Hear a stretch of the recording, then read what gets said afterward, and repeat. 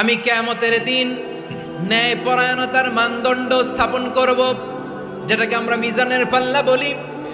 আল্লাহ বলেন ন্যায় বিচারের মানদণ্ড কিয়ামতের ময়দানে আমি আল্লাহ স্থাপন করব।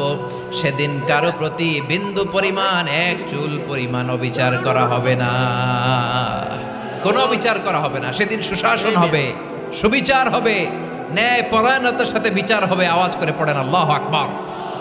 তাহলে প্রিয় ভাইরা, যে তিনটি বিষয়ে আল্লাহ তাআলা আমাদেরকে আদেশ দিয়েছেন, তার প্রথমটা হচ্ছে আদালত, ইনসাফ, সুবিচার, ন্যায় বিচার। এটা আমরা চাই কি চাই না? বিশ্বনবী ন্যায় বিচার, ন্যায় পরায়ণতা, সুশাসন প্রতিষ্ঠিত করেন কি করেন নাই? আপনারা বিশ্বনবীর সিরাত যারা পড়েছেন, আপনি দেখবেন বিশ্বনবীর সিরাতের পরতে পরতে, বাঁকে বাঁকে, সিরাতের বাঁকে বাঁকে এই আদালতের নমুনা মেলে। সুবহানাল্লাহ বলেন। ছোট্ট একটা নমুনা রাসূল সাল্লাল্লাহু আলাইহি ওয়াসাল্লামের আসিরা